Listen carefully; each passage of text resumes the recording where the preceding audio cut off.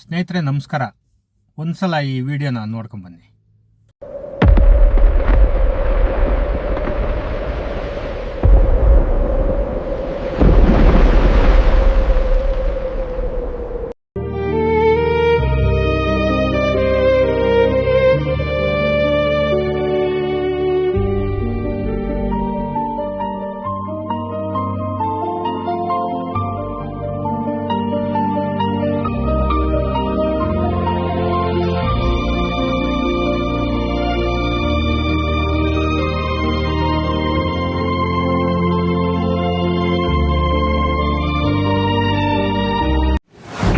It's not in the blood, sir.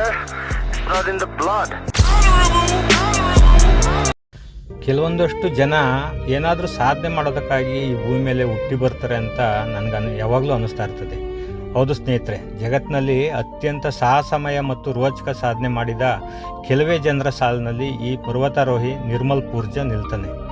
ಅಸಲಿಗೆ ಈ ನಿಮ್ಸ್ದೈ ಅಥವಾ ನಿರ್ಮಲ್ ಪೂರ್ಜಾ ನಿಮ್ಮ ಹಾಗೆ ಸಾಮಾನ್ಯ ಮನುಷ್ಯ ಆಗಿರಲಿಲ್ಲ. ಅವನು ಒಬ್ಬ ಅಸಾಧ್ಯ ಅನ್ನಿಸಬಹುದಾದ ಕೆಲಸವನ್ನು ಕೆಲವೇ ಗಂಟೆಗಳಲ್ಲಿ ಮುಗಿಸಬಲ್ಲ ಮಹಾ ಆಟವಾದಿಯಾಗಿದ್ದ. ಹಾಗಾದರೆ ಈ ನಿರ್ಮಲ್ ಪೂರ್ಜಾ ಯಾರು ಎಂಬುದನ್ನು ಈ ಅಂಕಣದಲ್ಲಿ ನೋಡೋಣ ಬನ್ನಿ. ನೇಪಾಳದ ಒಂದು ಬಡ ಗೂರ್ಖ ಕುಟುಂಬದಲ್ಲಿ 1983ರಲ್ಲಿ ಹುಟ್ಟಿದ ಈತ ತನ್ನ ಪದವಿ ಮುಗಿಸಿ ನೇಪಾಳದ ಬ್ರಿಟಿಷ್ ಆರ್ಮಿಯಲ್ಲಿ ಕೆಲಸಕ್ಕೆ ಸೇರ್ತಾನೆ. ಕೆಲವು ವರ್ಷ ಕೆಲಸ ಮಾಡಿದ ನಂತರ ಬಡ್ತಿ ಕೂಡ ಆಗುತ್ತೆ. ಆದರೆ ಚಿಕ್ಕಂದಿನಿಂದ ಹಿಮಾಲಯದ ತಪ್ಪಲಲ್ಲಿ ಬೆಳೆದ ಈ ಹುಡುಗ ಆಗಿದ್ದರಿಂದ ಅವನೊಳಗೆ ಬೇರೆಯದೇ ಕನಸಿತ್ತು. ಅದೇನೆಂದರೆ ಜಗತ್ತಿನ ಬೇರೆಡೆಯಿಂದ ಬಂದು ಜನ ಈ ನಮ್ಮ ಹಿಮಾಲಯ ಚಾರಣ ಮಾಡ್ತಾರೆ, ಅಂದರೆ ಹತ್ತುತ್ತಾರೆ. ಆದರೆ ಇಲ್ಲೇ ಹುಟ್ಟಿ ಬೆಳೆದ ನನಗೆ ಅಸಾಧ್ಯವೇ ಅನ್ನೋ ಒಂದು ಛಲ ಹುಟ್ಟಿತ್ತು. ಹಾಗಾಗಿ ಮಿಲಿಟ್ರಿ ಕೆಲಸಕ್ಕೆ ರಾಜೀನಾಮೆ ಬಿಸಾಕಿ ಗಿರಿಶಿಖರ ಏರುವ ಪರ್ವತಾರೋಹಿ ಆಗಿಬಿಡ್ತಾನೆ. ಈ ಹಿಮಾಲಯ ಅನ್ನೋದು ನಾವು ಕೆಳಗಿಂದ ನೋಡುವಾಗ ಎಷ್ಟು ಸುಂದರವಾಗಿ, ರಮ್ಯವಾಗಿ, ಸೌಮ್ಯವಾಗಿ ಕಾಣ್ತದೋ ಅಷ್ಟೇ ಭಯಾನಕ ಮತ್ತು ರೌರವ. ಕೇವಲ ಒಂದು ಶಿಖರ ಹತ್ತಿ ಇಳಿದು ಬಂದರೆ ಸಾಕು, ಅವರು ತಮ್ಮ ಜೀವಮಾನ ಇನ್ನು ಚಾರಣದ ಸುದ್ದಿಗೆ ಹೋಗಲ್ಲ. ಇದುವರೆಗೂ ಯಾರೂ ನರಕ ನೋಡಿದ್ದಾರೋ ಇಲ್ವೋ ಗೊತ್ತಿಲ್ಲ, ಆದರೆ ಇಲ್ಲಿಗೆ ಒಂದು ಸಲ ಹೋಗಿ ಬಂದವರು ಮಾತ್ರ ನೋಡಿ ಇರ್ತಾರೆ. ಯಾಕಂದರೆ ಅಷ್ಟು ಭಯಾನಕ ವಾತಾವರಣ ಇಲ್ಲಿಯದು. ಪ್ರತಿ ನಿಮಿಷಕ್ಕೂ ಬದಲಾಗುವ ಹವಾಮಾನ, ಕುಸಿಯುವ ನೀರ್ಗಲ್ಲ ಹಿಮ, ಕಣ್ಣೆದುರೇ ಸಾವು ಹಾದು ಹೋಗುವ ನೋಟ, ಒಂದೇ ಒಂದು ಕ್ಷಣ ಯಾಮಾರಿದ್ರೆ ಸೀದಾ ಯಮಲೋಕಕ್ಕೆ ಪಯಣ. ಇದರ ಮಧ್ಯೆ ಪದೇ ಪದೇ ಕೈ ಕೊಡುವ ಆರೋಗ್ಯ, ಸುಮಾರು -60 ತಾಪಮಾನ. ನಿಜಕ್ಕೂ ಒಮ್ಮೆ ಹೋಗಿ ಬಂದವರು ಸಹಜ ಸ್ಥಿತಿಗೆ ಬರಲು ತಿಂಗಳು ಮಾತ್ರ ಅಲ್ಲ, ವರ್ಷಗಟ್ಟಲೆ ಸಮಯ ತೆಗೆದುಕೊಳ್ತದೆ. ಸರಿಯಾಗಿ ತಿನ್ನೋಕ್ಕಾಗಲ್ಲ, ಕುಡಿಯೋಕ್ಕಾಗಲ್ಲ, ಮಲಗೋಕ್ಕಾಗಲ್ಲ.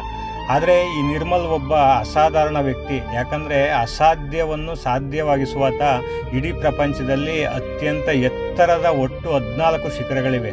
ಅಂದರೆ ಅವುಗಳ ಎತ್ತರ ಬರೋಬ್ಬರಿ 8,000 ಮೀಟ್ರು, ಸಮುದ್ರ ಮಟ್ಟದಿಂದ 20,000 ಅಡಿ ಎತ್ತರ. ಅವುಗಳನ್ನು ಒಂದು ಬಾರಿ ಅಲ್ಲ 2 ಬಾರಿ ಅತ್ಯಂತ ಕಡಿಮೆ ಸಮಯದಲ್ಲಿ ಹತ್ತಿ ಇಳಿದ ಗಿನ್ನಿಸ್ ದಾಖಲೆ ಈತನ ಹೆಸರಲ್ಲಿದೆ.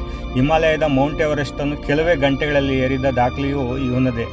ಇಂತಹ ಮಹಾಸಾಹಸಿ ಕಳೆದ 26 ಜುಲೈ 2026 ಬೆಳಿಗ್ಗೆ 14 ಶಿಖರಗಳಲ್ಲೇ ಅತ್ಯಂತ ಅಪಾಯಕಾರಿ ಶಿಖರವಾದ ಪಾಕಿಸ್ತಾನದ ಕಾರಾಕೋರಂ ರೇಂಜ್ನ ಬ್ರಾಡ್ ಪೀಕ್ ಅನ್ನೋ ತನ್ನದೇ 10 ಜನರ ಗುಂಪಿನೊಂದಿಗೆ ಹೊರಡ್ತಾನೆ. ಆದರೆ ಜುಲೈ 30ರಂದು 2ನೇ ಕ್ಯಾಂಪಿಂದ 3ನೇ ಕ್ಯಾಂಪಿಗೆ ತೆರಳುವ ಮಾರ್ಗ ಮಧ್ಯೆ ಇವರ ಮೇಲೆ ದೊಡ್ಡ ಹಿಮಗಡ್ಡೆಯ ಹಿಮಪಾತವಾಗಿ ಸಾವನ್ನಪ್ಪುತ್ತಾರೆ.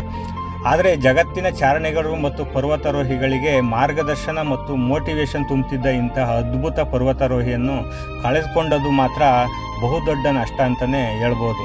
ಆದರೆ ಈ ಸಾಧಕನನ್ನು ಪಡೆದ ನೇಪಾಳ ನಿಜಕ್ಕೂ ಗ್ರೇಟ್ ಅಂತಲೇ ಹೇಳ್ಬೋದು. ಮುಂದಿನ ದಿನಗಳಲ್ಲಿ ಇಂತಹ ಅವಘಡಗಳು ನಡೆಯದಿರಲಿ ಎಂದು ಪ್ರಾರ್ಥಿಸೋಣ. ನಮಸ್ಕಾರ.